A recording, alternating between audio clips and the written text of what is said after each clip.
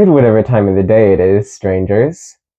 My original opener for this story was wrought with dire ignorance and underlying incentives urging you not to trust those around you, which isn't what I want to convey in the slightest. Still, it doesn't hurt to be cautious of those you know very little about. We live in a world where the more you know about someone or something, the better, regardless of what the media wants you to believe.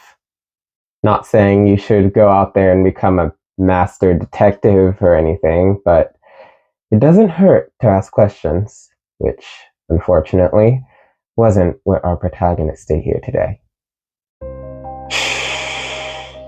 You are listening to Horrors from the Miscellaneous.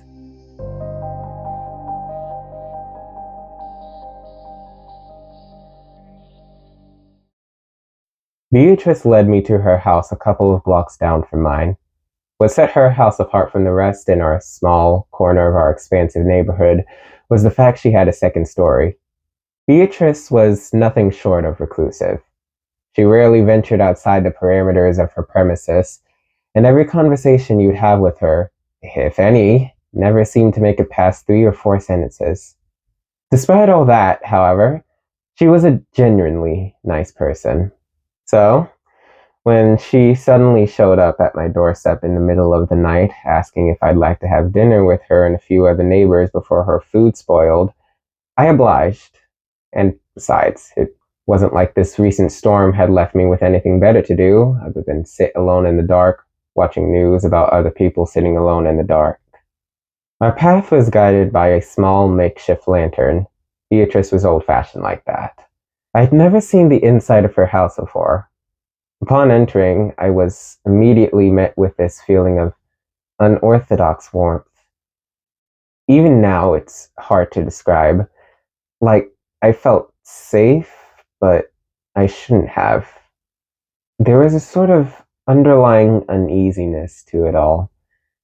I felt guilty for feeling it, but still, it lingered. Nevertheless, I removed my shoes as she requested, and we walked down a quaint hallway adorned with pictures and paintings until we reached her living room, where a long wooden table seating 2 of our neighbors, Eliza and Mark, resided. After I had gotten myself situated, Beatrice brought out some already made food from her kitchen, miscellaneous fruits and vegetables, some leftover mashed potatoes, rice, pie, and loaves of bread. I was immediately begged with the question, why would someone need this much food in the first place? It was a known fact that Beatrice lived alone, and she also didn't work at any company or organization where she might need to bring this much food, at least not to my knowledge. I glanced over at Eliza, and she appeared equally perplexed. Mark didn't seem to care, however, which made us relax a bit. When she finished unloading all the food onto the table, which at this point we could barely see anymore, she sat down and we began to pray. Well, she insisted that we pray. She led the entire prayer, completely immersing herself in it.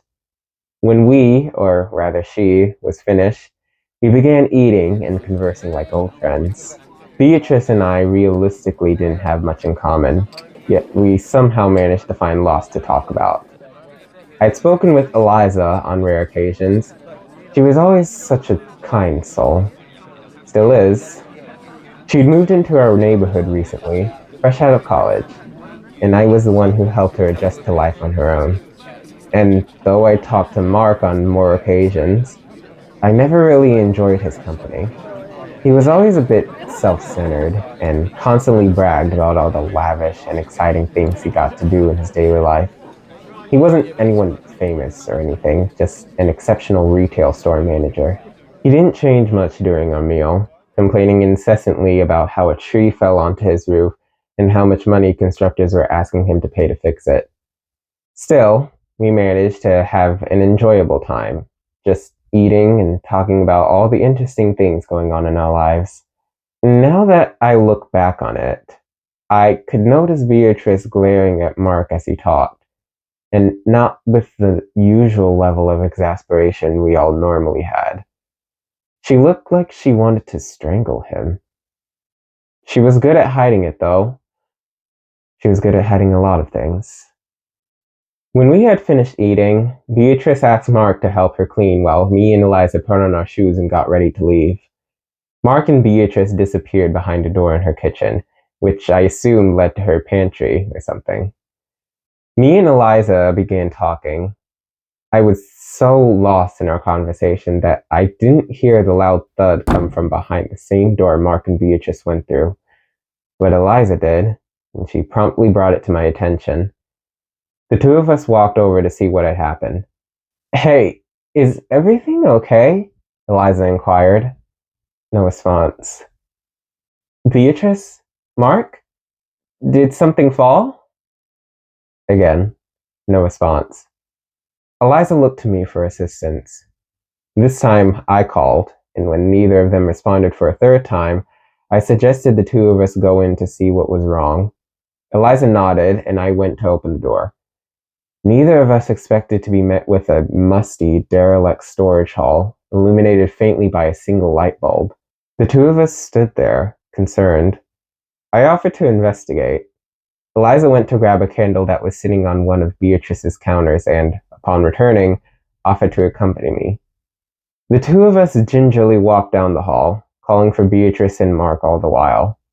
At the end of the hallway was a wooden staircase leading down to presumably Beatrice's basement. It was pitch dark at the bottom. The candle didn't help much. Miscellaneous cardboard boxes were strewn about the room. Some were open, revealing various mushrooms and animal parts. They filled the room with a pungent odor. I held my breath. Eliza began to gag. The aforementioned warmth had vanished, and all that was left was pure anxiety. Something felt seriously wrong. We'd reached a bend in the room, which we discovered continued down a wide hall to our left. As we slowly trekked down it, we started to hear what sounded like wet rags repeatedly being dropped on the floor. My heart began to race. Eliza gravitated closer to me and held out the candle in front of us. I called out into the darkness. "Beatrice?" No response. "Beatrice, are you..." Me and Eliza froze. At the end of the hallway, we could faintly see the silhouette of a woman picking at something on the ground. Eliza stepped in front of me and shone the candle at the woman. Peeking over her shoulder, I soon saw what made Eliza drop the candle in unbridled horror. Beatrice was standing over the body of a man, his intestines wrapped around her hands. While the view of his face was obstructed by a couple of boxes, I could tell it was Mark, as evidenced by his designer pants. Beatrice slowly turned to face us, her eyes glowing an ominous green hue. I had no time to think. I grabbed Eliza's arm and the two of us began to run. I could hear Beatrice scream our names from behind us, but we didn't stop. We continued to run, up the stairs, down the storage hall, through the kitchen, and into the living room. We were almost at the front door when I suddenly felt something hit my back and a searing hot pain shoot throughout my entire body. I fell onto the floor, hard. Eliza turned around, a look of pure terror on her face. I could barely move. I thought I'd been stabbed or shot with something, but I couldn't look to check. I could only see Eliza, who began to walk backwards. I heard Beatrice's heels clicking down the hallway, the malevolence in her now distorted voice. "You don't understand. He needs me." Was she talking about Mark? Eliza, quick to react, began extracting pictures from the wall to her left and throwing them at Beatrice. They shattered on impact, which more so seemed to enrage her than hinder her. "No, you're breaking them!" Eliza kept chuckling as I began to crawl towards her. That was all I could do. That's when I heard Beatrice suddenly scream and sprint down the hallway. I could see Eliza's eyes widen. Thinking fast, she punched the pane currently in her hand, breaking the glass but lacerating her other hand in the process. She grabbed a piece of glass and stabbed Beatrice in the chest just as she reached her. Beatrice went limp, and Eliza pushed her down onto the floor. Eliza stood still for a long moment, catching her breath. I tried to stand up, but failed, which finally got Eliza's attention. She lifted me up, put my arm over her shoulders, and the two of us escaped. Battered, bloody, bruised, but alive.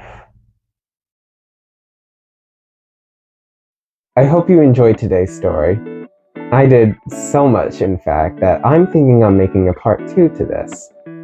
If you think you'd be interested in seeing what fate awaits our characters, feel free to leave a comment down below. It's trivial. Also, feel free to like, subscribe, do whatever you want to do, really. And with that, I'll see you